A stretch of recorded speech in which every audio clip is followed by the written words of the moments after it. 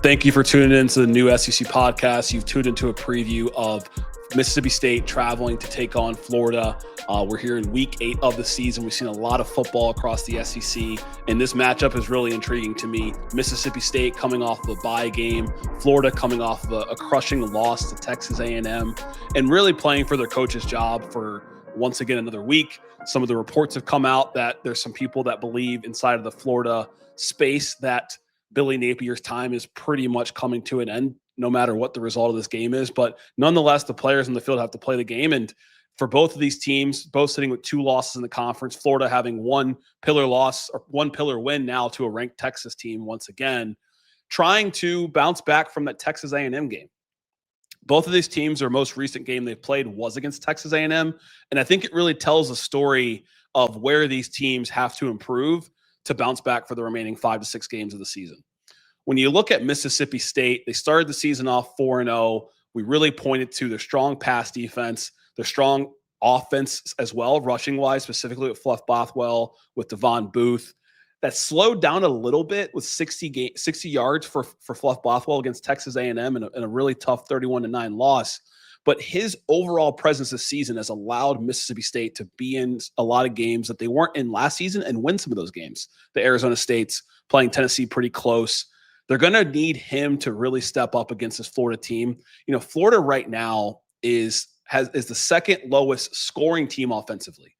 And we've seen a little bit of offensive improvement against Texas.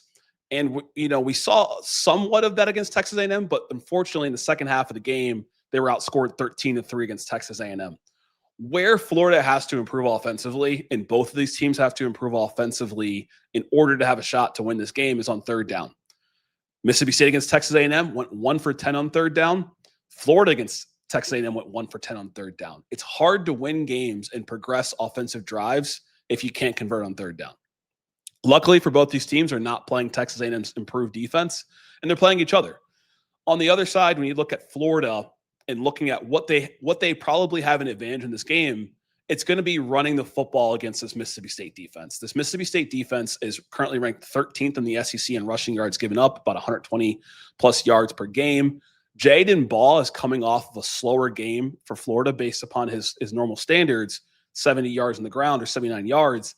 I would look to get him a ton of carries, control the time of possession in this game, and really limit the amount of possessions that Mississippi State can have with this high-powered offense. On the other side, when I look at what Mississippi State can do, I would try to shake up DJ Lagway, apply more pressure, use Malik Sela to apply pressures and hurries and put pressure on the offensive line against Florida. They currently rank 5th in the SEC when it comes to passing yards per game allowed. So they've proven that they can control the passing attack. If you're going to beat Mississippi State, it's going to be on the ground, and they're looking to play here to seek their first SEC win in over 2 seasons. It's going to be tough to do in the swamp, but we've seen teams do it from the G5 level all the way down to the Power 4 level in the swamp.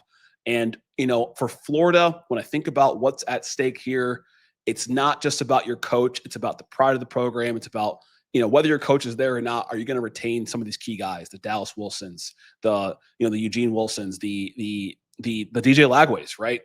You obviously want to win the game. When you look at the schedule going forward, it doesn't get any easier. You got a bye week, and then you have Georgia coming up, and then, of course, the Florida-Georgia game. It's a big one, the last one in Jacksonville for a little while here. Then you have a team in between, and you're going to be playing Ole Miss. You got Kentucky in between, then you're playing Ole Miss. This is a must-win game for Florida if their goals are to do more than just go to a bowl game, but maybe potentially climb themselves back into the conference race or to the top of the standings. For Mississippi State, two losses in conference. Want to see more from Blake Shapen. He's kind of been on the downturn these past couple of games. He's been turning the ball over in the air. Play like you played against Arizona State, 200-plus yards. Play like you played against Southern Miss and you played against Alcorn State. Use Fluff Bothwell. Get Brandon Thompson involved more. He had 1 touchdown from the receiving position at the end of the Texas A&M game.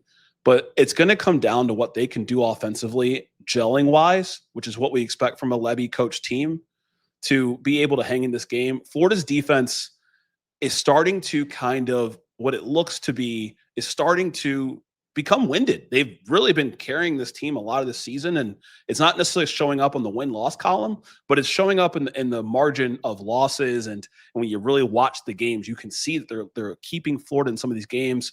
When Florida puts a full game together, we saw it against Texas in Gainesville. This Mississippi State game is a good opportunity for them to put a full game together. I think this is Mississippi State's probably one of their best chances to get a conference win this season. When you look at their schedule going forward here, they have Texas next. Arkansas could be a potential win. Then you got Georgia, Mizzou, Ole Miss. That is a gauntlet to end the season. It's a good opportunity right here to notch your first SEC win of the season. They're currently 13th in the conference right now. Florida's 11th in the conference. You're well rested. You're coming off a bye. And so when in this matchup, when I look at the line again, 9.5 point spread, over under of 51.5, I think this game stays in the under.